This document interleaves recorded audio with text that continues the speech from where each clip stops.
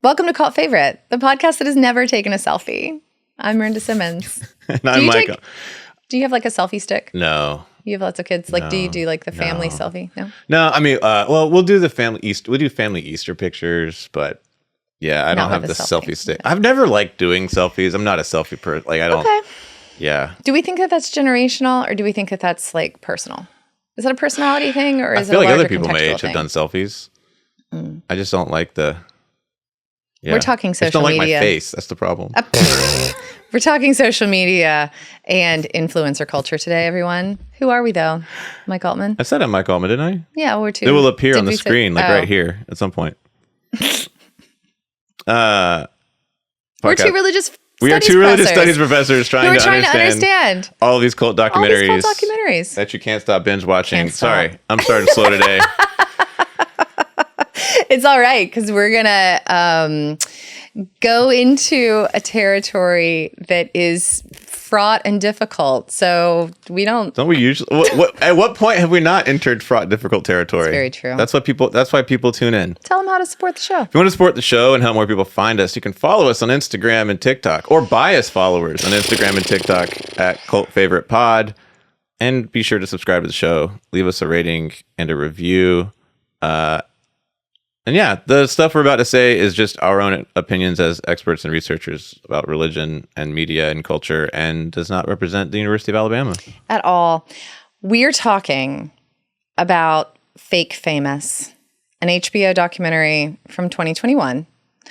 It is not something that is in the cults pantheon. No. But I think that there are a lot of overlaps that we should talk about. Yeah. So... what did you know about Fake Famous, about the issues contained therein? I did not know anything about this. You sent me a text. And you're like, hey, have you seen this? And I was like, this looks fun. And I knew about influencers. I knew, about some of the stuff in the documentary. Right. But I didn't know. But I didn't know about it in general. So... I did not know about this documentary either. It was invoked by Jen Golbeck. She's a professor at the University of Maryland. She came down here to give a talk last week, and she apparently teaches an intro course called How to Be an Influencer. Yeah. And she uses, she cites this documentary, but she teaches students how to think critically about social media. Yeah. And when I watched the trailer for it, so that got me curious. I watched the trailer and I was like, we've been talking about performance and stylings and gathering social groups, manufacturing some followers and creating modes of social formation by virtue of these techniques. And this is in league with those issues. Yeah. So I'm right now I'm teaching my self-society religions class, which is always about authenticity claims. And so lots of those. Authenticity, real, fake rhetoric is alive and well in this documentary. It's very interesting. Yes, and it's something that comes up again and again in our conversations, and it is one of the domains that I think is kind of missing from a lot of the conversations that people have about something called cults, is the extent to which rhetorics of real and fake, authentic and inauthentic seem to be operating inside of those groups or about those groups when we talk about those groups. So this documentary is to do with young people's obsession with getting and being famous, what social media makes them think is possible on that front, and the economic and social dynamics that sustain the influencer superstructure, that was described at one point as like fake photos being currency for real experiences. We take selfies, we stage ourselves in these kinds of lives that look a certain way, and then we receive goods and services by virtue of the thing that we invent. We kind of like speak into existence the very life that we want to live. Yeah. I live next door to a student rental, and last year the people who lived in that were a group of influencers. Oh, really? And so there was always stuff just showing what up niche on. were they? Dude, I don't know. Like college students about town. Were they young men or young women? Like, I'm just curious. Young women. Okay. Yeah. Okay. Yeah. Yeah. But part of those dynamics that sustain the superstructure are to do with like bots that make the business. Bots, of course, being, like fake profiles that pretend to be real people. Yeah. As I understand it. People making $3 to $30 million a month. For running bot farms. Kim Kardashian charging $500,000 to make one post on Instagram, despite half of her followers being bots. Companies putting 100% of their advertising budget into social media. Like those kinds of things. Right. Happening. Those sorts of phenomena that I struggle even to articulate because of how hard they are for me to think about. But at the same time, I'm kind of a social media slouch. So this was a very interesting and a very difficult watch for me. What was difficult? Well, we'll get there. Okay. What doesn't get covered is cult speak. Like this is the cult as a term is nowhere to be found in this. However, we get lots of adjacent words that are always seemingly present when we talk about cults, like charisma and followers and belonging and community and searching and meaning. So Nick Bilton, he's the director. He's a New York Times and Vanity Fair reporter who covers social media. He's interested in what makes influencer culture so powerful and appealing to people. The documentary opens with a bunch of people taking selfies against apparently what's a very famous to most people, but not to me, not to you, new to me, pink wall in Los Angeles, where it's apparently like a top tourist destination on planet Earth is this pink wall where people take selfies. I do not know how it became famous. That is a rabbit hole that I did not have time to go down, but plan to at some point. There should have been an explainer. Like, I don't know. I'm going to LA this summer. I want to really? I'm going to try to find the pink wall. And then you're going to take a selfie in front of it, and then you're going to post it to our Instagram page. And then, I don't know, cult favorite is going to become Instagram famous. I don't know. I don't want to be Instagram famous. You don't want to be Instagram famous? It just sounds exhausting to me because there is so much hard work that goes into it, which we will also talk about momentarily. Anyway, Nick Bilton, he's interested in these ideas. So he conducts an experiment. There is a call that he puts out, like, want to be famous, which I don't love, but that's its own, to see if he can make 3 people with relatively small numbers of followers to get Instagram famous. So let's be clear. 3 young, attractive people. Yes. 100%. Yeah. No, it's still, well, again, like it's still inside of the framework and the call. Want to be famous? Like we're still baiting the very people that he's interested in analyzing. Yes. And so, but regardless, there are over 4,000 people who come out because they want to be famous. We see them responding to prompts that we never hear directly. We just kind of, see them doing goofy talents or talking about why they want to be famous and so on. So ultimately, we get 3 that are chosen from this panel that he puts together of stylers and social media experts and so on. We meet Chris and Dominique and Wiley, and we follow their journeys. Bilton buys them bot followers to boost their numbers instantly. You can get like 7,500 followers for like just over $100, something like that. And we track their evolving reactions to their own internet presence because there are unintended consequences, or perhaps, I don't know, unintended is maybe not the right word there, but they're... it is a bit of a Pandora's box. The fallout is what we follow. And we see the perks and pitfalls of social media. It's good for activism. It's bad for personal connection. Ultimately, Dominique goes viral. You know, she's a erstwhile struggling actress who now is getting callbacks galore. Yeah. She's getting products delivered all the time. But she has some complicated thoughts once COVID hits and the lockdown happens about what does all of this really mean?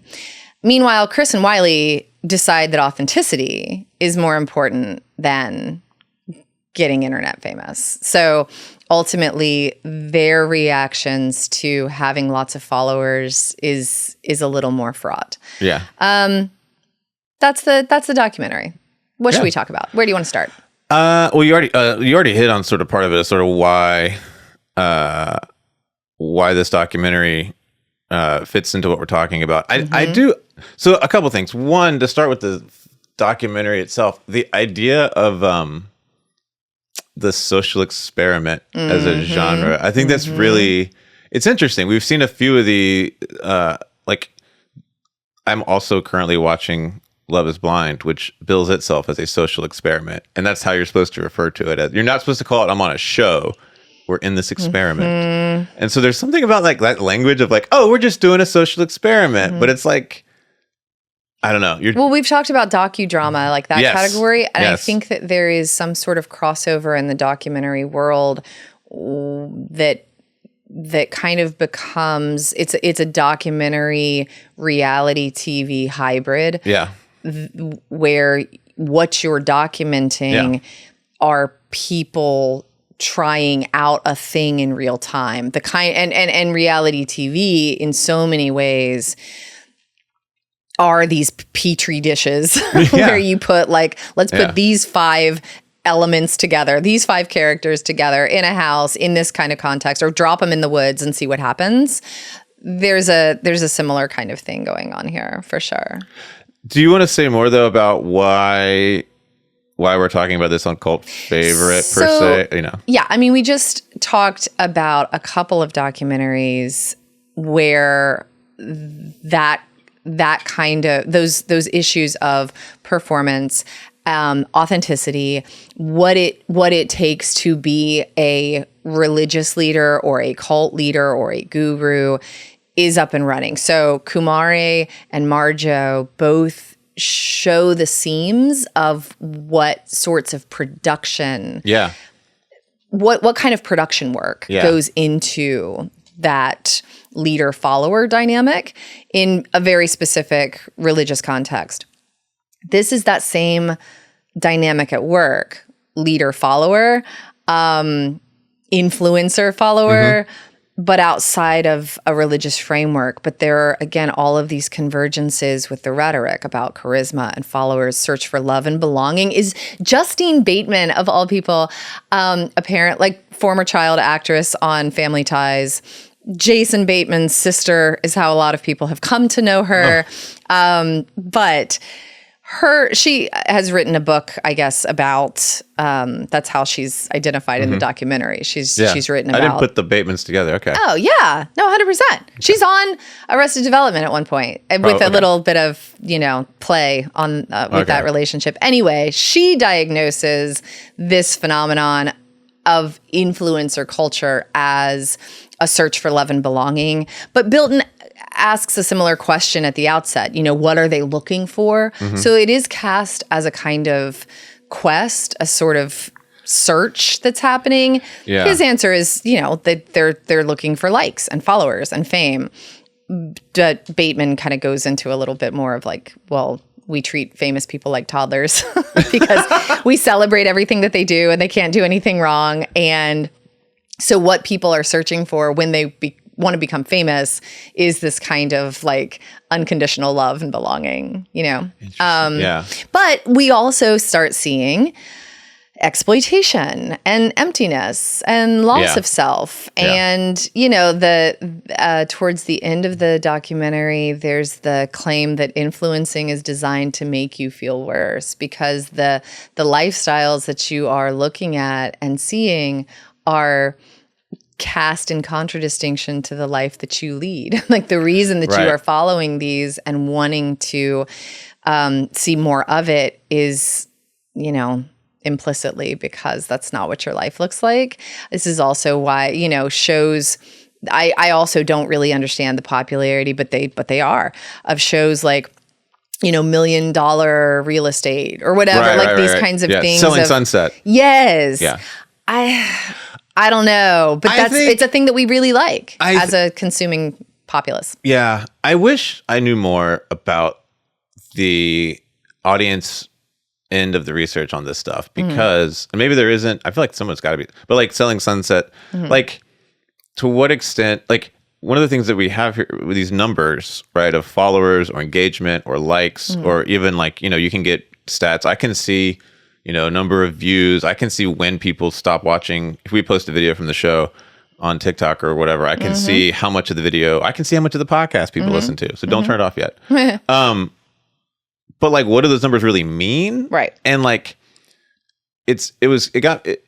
what are we actually measuring? Because I feel like Selling Sunset or one of these shows, right? Like that's just stuff you put on while you're folding laundry, right? They don't function as a thing that we necessarily, I think the audience is asking a lot for. Sure. From. Like my kid will be playing a game on his computer and have YouTube playing in the background. Okay, so you're describing exactly what my hunch is, that like someone who's living in a house folding laundry with a kid who has a computer, who has internet happening also, like my guess, although I am certainly not a researcher of these matters, so is that if you cross a threshold such that like you are economically disenfranchised to an extent where this threshold imaginatively like exists in my brain, like you don't have the time or space to watch or care because you've got other fish to fry. You're dealing with like basic human needs and you know, working multiple shifts, whatever. Right. I think it's people who have the leisure time and the relative privilege to a kind of middle class grasping for something always more. Like I have enough to want more. I have enough. So you think to be an influencer? To watch these shows, to care, to give a shit, to want to be internet famous. Yeah. Like, so I think that maybe the people, because all of the demographics of the people who want to be Instagram famous that we see in this documentary are younger than we are. But the people who watch Selling Sunset, I don't know how old they are. They're like our age. They're like 30s, 40s. That's like what Netflix, I imagine. Netflix people. But people, right, who have a house nice enough to want a nicer house. My point is I think it's just used as, I don't think we know the amount of actual attention that these numbers reflect. No, I don't. Yeah. No, totally. But yeah. I don't know that the attention necessarily matters. Like I think that in the same way that I don't know that people who follow influencers who are posting about their trip to Bali, like hanging out on the beach or whatever, I don't know that they are themselves like, okay, this is how I will make my itinerary then for my own upcoming trip to Bali. Like, no, we're just kind of vicariously fantasizing. Yeah. We have a proximity to these people by virtue of a show or an Instagram account so that I can live vicariously through them. But it's because I have enough to want more. Yeah. And I can see some sort of, I don't know. To me, it's all very like, it's very reflective of a certain kind of middle class manufactured by late stage capitalism, but I think me. that makes sense. I guess what I'm trying to poke at is like the I think what it was the phrase of like these influencers are just there to make us feel worse. Oh. And the idea that the audience is not coming to these things for a variety of like the understanding of who the people are following these influencers or like watching their stuff. Yes. Like I think I was frustrated that it was very like was very flat and lack of nuance about the varieties of ways one might engage with these influencers, right? Like someone could be following them because they really do think, oh my God, I want to have a life like so-and-so, or I love this YouTuber and I watch other videos, right? Yeah. But also people are just, I can imagine people are just like I follow this person because they want to just see pictures of hot people. Like, I don't know. No, yeah, for sure. You know, like I think that the effect claims, like I know we've seen the effects in terms of they try to tie it to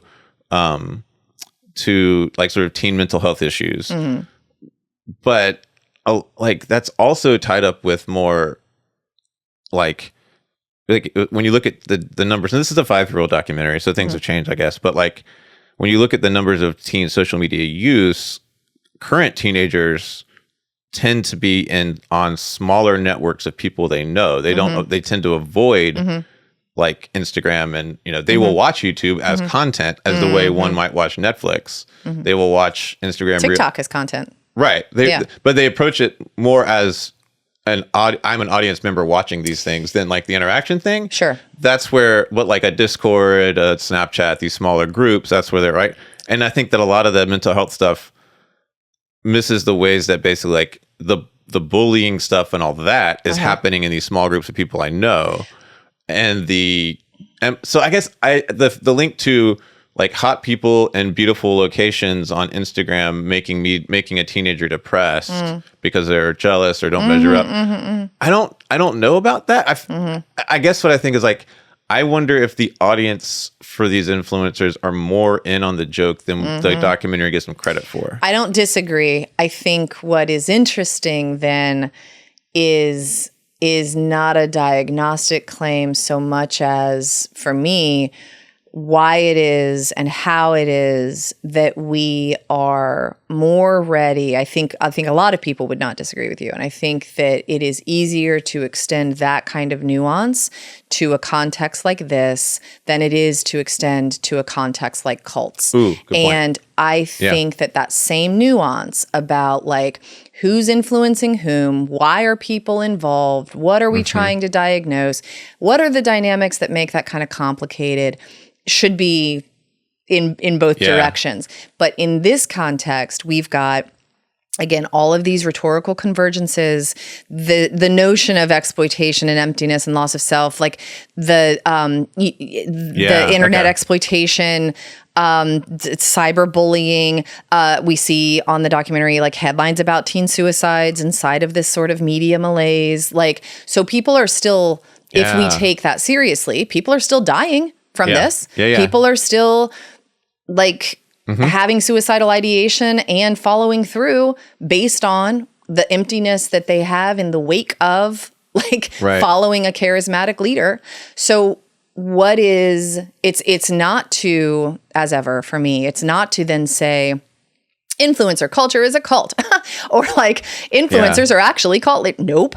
It is though, like, why and how we draw the boundaries around something called influencer, who is an entrepreneur promoting themselves and presenting a lifestyle that others want to mimic. Why we draw a boundary around that distinguishes that phenomenon from a phenomenon called cult leader, who is also an entrepreneur promoting themselves, presenting a lifestyle that other people want to mimic. That's true. And how we are, like, we hear a lot about the exploitation that happens inside of social media, which I think is very nuanced, but I don't have a problem believing that there's loads of exploitation inside of that heavily profitable space, profit-driven space.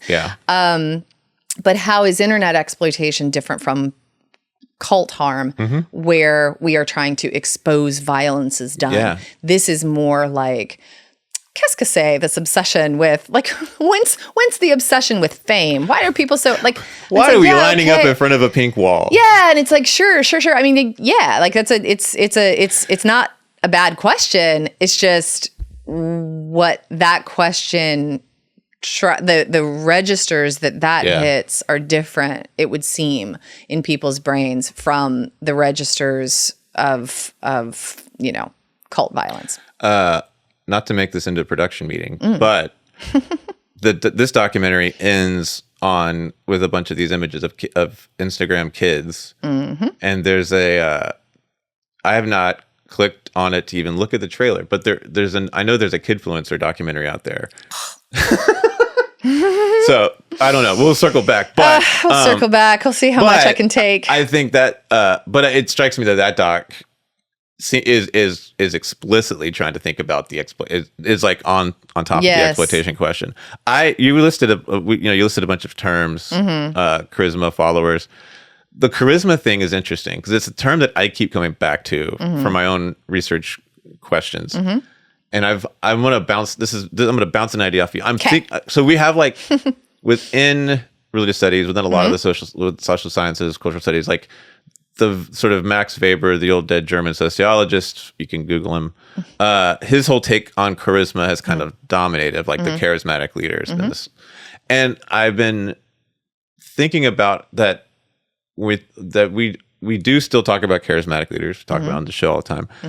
But the term charisma has sort of is picked up in lots of other places where it's not talking about a leadership quality or like a kind of attracting a mass group, but it's some sort of like kind of internal characteristic that gets applied to certain people. Something you have. Right. And so I've been thinking about, to me, charisma, this is my working definition, is the convincing performance of authenticity or an expert at perform like because the more I think through like the question of authenticity and self and all of this, when charisma comes up, it's and you sort of push on it. It is this person whose performance of authenticity feels sort of expert or real. Or I'm trying to avoid saying really real, but like. Sure. But it's like a double, it's the double meaning because you talk about the phenomenon of working. Yeah. And so working, of course, like has an embedded wordplay, like, you are working a crowd, meaning that you are manipulating them, but also for something to work, it has to be convincing in some sort of way, or it has to fit the parameters of a given context. So, this it's a like whatever charisma is defined as being, I think it's everything to do with the purposes of, so for your research project, the stipulative definition of charisma is a convincing performance of authenticity. And I think that's what we see here. Is like these people are coming. They are charismatic, not in the sense of, their performance on a stage or in a live moment where you see somebody comes across as charismatic, in a certain way, but it's actually, because of the Instagram example, they're focused on it's photographs, and there's something about like the way that they, they are performing this authentic life that turns out is, in as much as all definitions, I think, are implicitly stipulative, even if they don't express themselves as such, identify themselves as such. I'm interested in why charisma in an internet or a social media context is not seen as something dangerous. And when we apply it to religious followings, we talk about charisma as something really shady. Yeah. Or as some sort of like necessary starting point for what will ultimately become. Yeah. It's a red flag. Charisma is a red flag for a religious leader. Charisma is something that is necessary for attracting followers. I think in both cases. Yeah. But it's fine on Instagram. Well, I think it's because it's the difference that comes up a lot where these influencers are expected to be selling stuff. Like the whole, like I think everyone's in on the gimmick now. Like if you're an influencer, it's they're sponsored posts and people recognize this. And yes. So like this was one of my things. No, this is it's a perfect segue because I am always fascinated by, I talk with my students about this a lot. I was just asking someone about this the other day because he was talking about how he finds horror movies less scary than ghost hunting reality shows. He will watch the former, but he won't watch the latter. Now, for like, so I was kind of like asking him about that and like, well, what do you mean? And why do you think that is? Whatever. And it's because that the ghost hunting shows could be real. And I'm like, yeah, but you know, I mean, like, you're young, you understand the reality, like how reality TV works, right? And he's like, yeah, of course I do, but, right? So despite knowing about bots and AI and all the production that goes into things like reality TV and social media, we have a very clear sense of where the fourth wall is and how to break it and when it's being broken. Like, and we know all of the production stuff that happens that goes into all of these things that we consume as media. But we still load all of those domains with rhetoric of authenticity. Like, it is everywhere inside of this documentary. And of course, it's in the title. Like, fake famous implies a real famous. No, there's a whole... So what's that? What's real famous? They say that you're not really famous. And do we... And not just what's real famous, but do we really think that whatever real famous is somehow less problematic than something called fake famous? Yes, because there's a built-in... This is something I was like jumped on me. There's a built-in capitalist meritocracy in the whole way people think about this. So like, because if you think about like the examples they give of like good examples. So at the end, during the COVID section at the end of the film, Dom talks about, you know, how are these people still doing this during this time that are still, because, you know, people have like a backlog of like pictures, I guess. Dominique, she's the one who, kind of goes viral. She goes by Dom. She points to John Legend, right?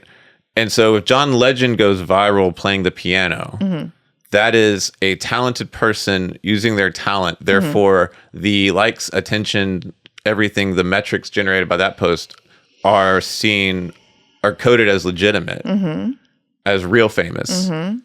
But the metrics generated by a photograph that is, you know, that appears to be an airplane, but is actually, you know, a toilet seat in front of a wall, which they do in one scene, right?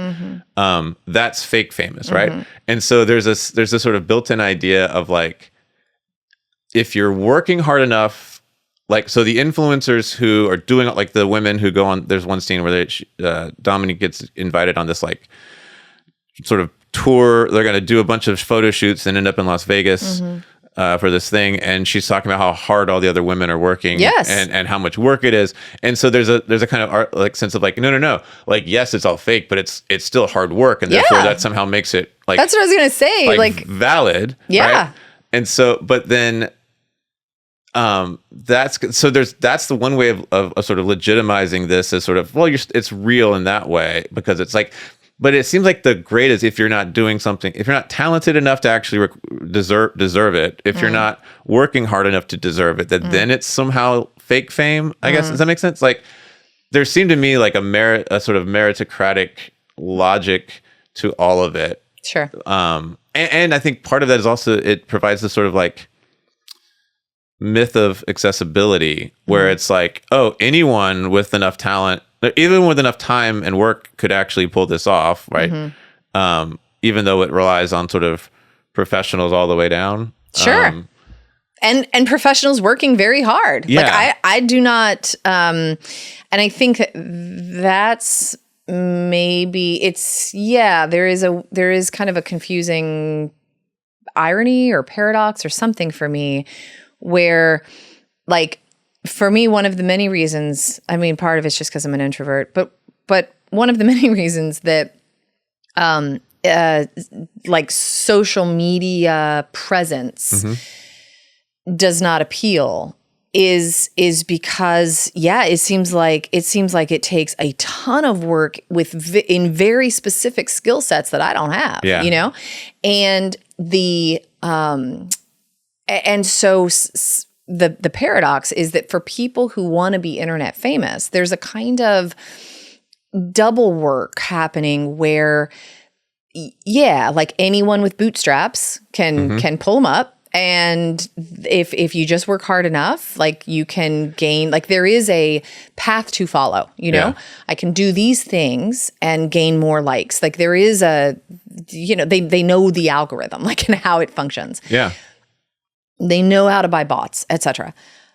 But it also seems like it's really hard work and anyone can do it. That's the paradox for me. That I don't. It's like, well, I feel like this is really hard work that belongs to really specific skill sets. Yes. But those skill sets are also manufactured in or being delivered inside of a context that is, as you said, they're all young and attractive. Like there is a built-in metric or rubric for whose skills, whose, like, the skill sets have to belong to certain people in order to, I don't know. Well, that's why I think Chris, who sort of bails on the whole thing at one point, because he doesn't just want to be. He's into fashion, but he also is like getting gym membership, like that. His thing is like working out and like, but he wanted to be famous for the stuff that he makes. Like he was first and foremost a creative. Yes. And he wanted to be famous for that. And so like, I think for him, it was like. But Dominique's an actress. Right. I think but the reason he sort of didn't want to keep doing the experiment, was because he felt like he saw the follows and the likes and all of that as recognition of his abilities as an artist. And that can't be, so it was about how it was sort of like that recognition can't really be faked, right? So he could get bots, he could get all this stuff, he could get brand deals, because then you're just like tricking corporate media people, you're just tricking ad sales people, right? This is about, for him, that's not what he wants. He found that inauthentic. He called it inauthentic. Right. And so, he wants people to recognize him for his work as, right? And because that's how he identifies authenticity. Yeah. So it's an interesting, I think the reason, if your goal is to just get more callbacks and to get more, then the number of followers you have, the number of likes you have, your sort of social media reach is more important, is an actual sort of like CV line for an actress in a way that it isn't for someone like Chris, right? So there's a thing about like the goals here, like why do you want to be famous, that I think is really, really interesting. But there's also a question too about what has to be present, like what allows us to care about authenticity in the first place. Like, when can you afford, literally and figuratively, to care about authenticity? Because one might also say that Dominique, as a young woman who is a struggling actress, she may not feel like she can afford to care about authenticity, that make that a priority. Yeah. In the same way that maybe someone who has gender capital. Right.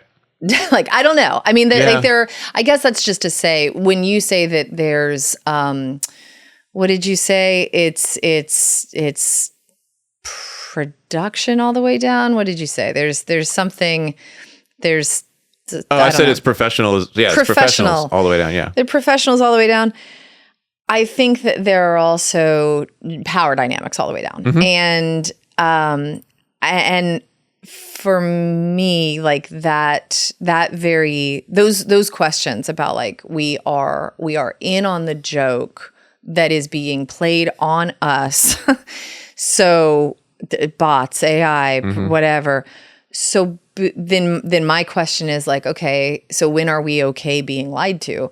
I guess. Yeah. Because it doesn't seem like we are okay being lied to if what we call a lie, like we don't call it that. Like it's inauthentic, fake, whatever. Maybe we have some judgments about that, but it's not like calling anyone to account. This wasn't some call to action, like expose of a documentary, in the same way that it is when it's about a single person in charge, when it's a single person instead of this vast profit machine. Well, then we're trying to call them out. That person is lying to us. Yeah. That person is manipulating. That charisma is a cesspool of evil intent and manipulation. Instead of, well, if it gets big enough, though, if those same behaviors get big enough and unwieldy enough, it's just the name of the game. Yeah. It's not, we might have opinions about it being fake or inauthentic or whatever, but we're fine with it. Right. Like, to me, that's what was missing from the documentary though, is like, who are the real marks here? Because it wants to say that all of the users on these platforms who follow these people and think that this is real, those are being duped. But really, I feel like who's being duped are the ad sales and social media managers of these brands, because and I would have loved to hear from them, because we're in this moment where advertising, I mean, for the last 15 years, advertising online has become it's sort of this big, no one knows how to actually value any of it, right? Like Nielsen, even sort of legacy media like cable television and broadcast television, Nielsen just changed the way they calculate ratings. They changed it in January, and then they realized, and it affected a bunch of things, and like in big ways, where like shows value dropped millions of dollars because their ratings dropped because of the way they calculated the numbers, because it was all made up. Anyway, I mean, it's they would not say it's made up. They have a system for measuring this. But then they changed it again in March because they didn't like, people were complaining, people were complaining, and said the ratings went back up again. It's for a lot of shows. And it's this weird thing where it shows how like you can look at the exact same show with roughly the same kind of schedule, and 2 months apart, the ratings are completely different. Mm-hmm. And it just sort of belies the fact that these are all guesses. And I think the same thing with like the social media here is like, the reason there's all this money floating around is if you can, other than live sports, if you can get over 1 million people to watch your TV show, that's a hit. Whereas the number of views that a YouTube video gets or an Instagram reel can be in the multiple millions. And so like, it makes it hard to say that it's worth more money to pay to get an ad on, NBC than to get an ad, to pay it. I can send this YouTuber a free box of goods and get a video out. There's like a whole like guesswork on how much our attention is worth. I don't think that means that like the other people aren't I think it's exploitation all the way down. It's professionals all the way down. It's also people being manipulated all the way down. I think exploitation lives at every level of this. I think people being on the receiving end of others' manipulation is at every level of this. Some of the statistics that got thrown out are pretty mind-boggling, and I didn't know, like what they suggest or what it is that we're supposed to do with them. But so like over 40 million people have over 1 million followers on Instagram. Over 100 million people have over 100,000 followers. Boggling to me, just baffling. For this one, I don't know about it. 4+ billion people collectively spend 100+ billion hours per day on social media.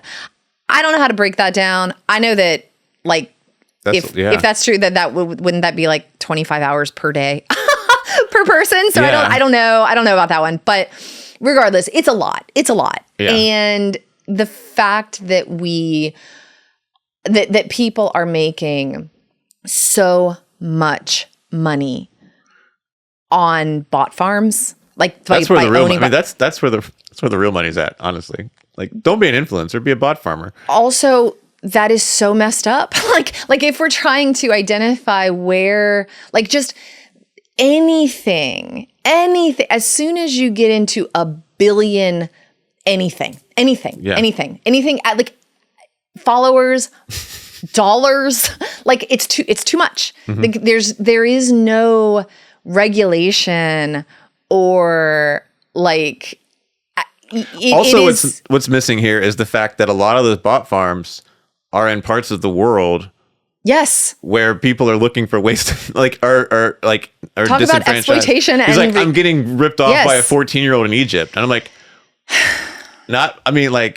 kind of like good for him. It's just all of it though is I don't. As ever, I'm interested in the structural apparatus that makes a thing possible. And it seems like the structural apparatus is never what we want to look at, even when we're looking at it, because it's too big, it's too unwieldy, and it is necessarily exploitative because you're dealing with that kind of money and that kind of, like, those kinds of numbers. It is... I don't think that there's yeah. I mean, I think you cannot be that kind of a profit machine without what was interesting is like this is all focused on Instagram. Yeah. And right. It was shot in 2019, it looks like, up into 2020, and then came out in 2021. Yeah, because the lockdown canceled Dominique's plans for a all-expense paid vacation. But since that time, TikTok has really kind of taken the rise in a lot of ways. And what TikTok did, and I was trying to look up when they did this, it was started, I think, in 2022, is they have this thing called TikTok Shop. And it's actually like, if you're... I know you're not on TikTok, but for those of you who aren't, like, sort of on the bottom of the screen. I tried for like a week. Yeah. On the bottom of the screen where, like, you have the button to, like, post stuff or whatever, the little menu, it's one of them is shop. And, like, what happens is you can buy stuff on there and you'll get ads for stuff that you're basically buying through TikTok Shop. And it's usually, like, very cheap drop shipped crap. Sure. But also you can get offers from brands to send you. You can basically get sort of mini influencer gigs where they'll send you a free product and you make a video about it. And basically they're getting, the hope is that your video, your pitch will take off and they can send this out to lots of people and all that. Sure. And so, like, they've literally, what TikTok's done is they've taken this and, like, narrowed it down and made it accessible and turned every user into a potential 100%. pitchman or influencer in this way. And it's like, I'm not gonna lie, it's kind of tempting. Like, I've gotten stuff where I'm like, I mean, I could use a new, bound notebook. And that's how they, and that's, again, like, I didn't do it. But that's, nobody joins a cult.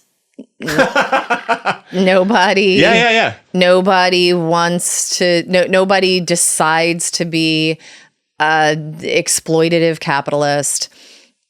It's what we're all doing. Yeah. Like, it's what we're all doing to varying degrees. And we have found ways to make space for that at every turn, in every platform, in any way. And it's just not, again, we don't want to, we don't want to do structural analysis. We want to do personal critique. And so it is so much easier and so much more satisfying to identify a bad actor as we see it without thinking about the context that creates them. And we also want to think that calling out a bad actor does the work, does the heavy lifting of structural analysis and critique, and it just flatly does not. But who's the bad actor here? That's the thing, though. We don't have one person to point out. Yeah. It is a capitalist superstructure right. Yeah.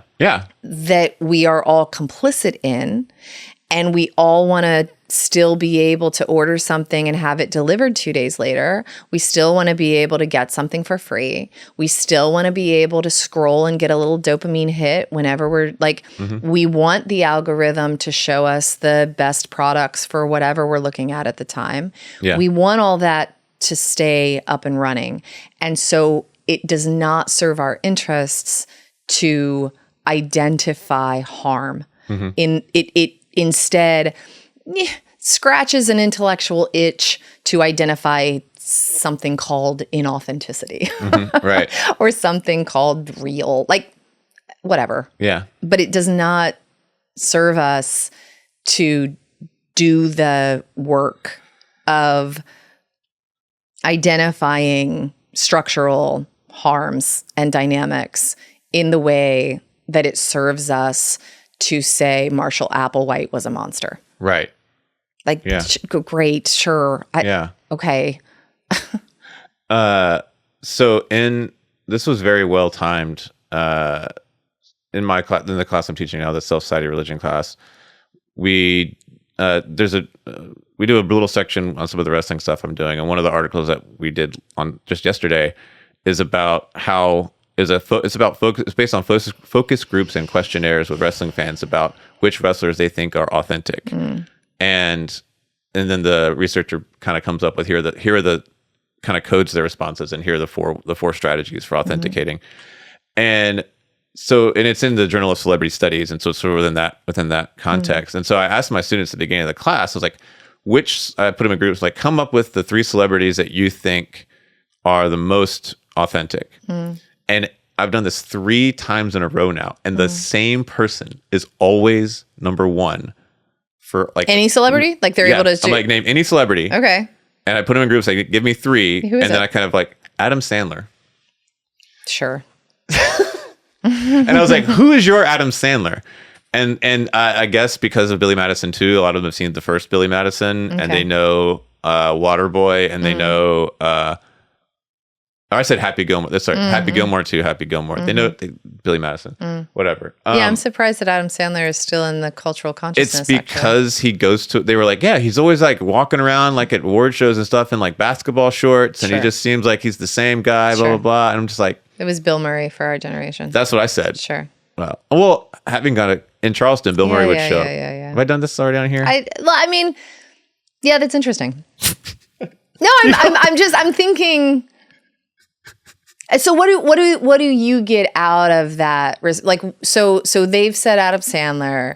So what do you do with that data? What does that seem to signify for you? Well, now that I know it's probably going to be Adam Sandler anytime, I can better prepare my segues until it's not. But I think, the Sandler thing works well because one of the main ways in the article that people mark an authentic wrestler versus not is their distance from the mainstream. So I see.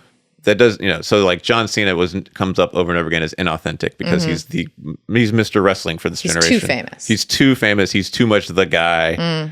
But it's wrestlers who came out of the indies and seem to be, having to work harder to get to the top. Those are the authentic ones. Proximity. They have more proximity to me. Yes. I can see myself in them, and so I'm going to call that authentic. Right. Like. And it's the same way, like the article goes on to compares to music and film where indie stuff is seen as more authentic. So if charisma is I'm workshopping your definition, and like if that's the convincing performance of authenticity, then we might also ask how authenticity relies upon a notion of proximity to the person identifying it. Yeah. That I need what I'm calling authentic is stuff that reflects me to myself. Yeah. And so of course that's authentic because I'm authentic. I want to be real. I want to be real in the world. I want to be seen and heard. I want to feel like I'm not a ghost. I want to feel like inside of the giant algorithm, I'm a human being. And that kind of liberal humanist individualist ethos that runs that we want to keep that up and running while also all of those things that I said about and I think how we use the internet. And that's the take. I'll try to remember to put I'll put the article in the show notes if I remember. But that's the take of the article is it's exploring the idea that producers, stars, and audience, that authenticity is negotiated between those 3, and here are the strategies for how that works. What's your takeaway for this conversation? My takeaway for this conversation is, I think it's about this idea of work. The idea of work and labor here is interesting. That there's a kind of talent. I keep thinking about the one post of Dominique's that goes viral organically. is her doing a bidet pitch, but it's very funny and she's got a lot of jokes. And so there's something about the way that surprises her and and the reaction seems real. And so there's a thing about kind of like, I think there's some more pushing to be done here in terms of thinking about the different forms of content, wherein there are people who build these followings and become influencers because they're able to make good content and found a way in that wasn't available to them through the traditional legacy media. That's one kind of influencer. And we like celebrate them as sort of deserving it because of their talent. There's people who deserve it because they work hard or they have there's sort of that side of it. But there's something about this whole question of like fake famous, real famous that always comes back to kind of labor, which goes to your superstructure point. Well, there's also, I mean, in that way too, I think, I mean, again, but my hunch is that influencer itself is always a secondhand term, the second order term, that like, I don't know that any of these people would call themselves content creators. Right. They're not. Yes. What is your job? I'm an influencer. I think that influencer is what is used by other people to describe these people who are content creators. Yes. And that's really interesting to me. Yeah. Because in the same way that cult is a second order term, that is something that we use to describe others, that we have set apart in some kind of way and have distinguished for our own reasons. Similarly, an influencer is something that we call people who are doing a certain kind of work really, really profitably. And so whether or not they're doing it well or effectively or in a way that, overlaps with my own sense of ethics or whatever, doesn't matter. Is it profitable? They're an influencer. And I don't know, I mean, I could be wrong. Again, this is not my wheelhouse, but my guess is that a lot of those figures are not people who, they don't call themselves influencers. No, yeah, because I don't think there's any place that we very rarely use the term influence with a positive connotation. Like I immediately thought about the Ruby and Jody, A Cult of Sin and Influence, right? I mean, this is right, which is the influencer cult combination.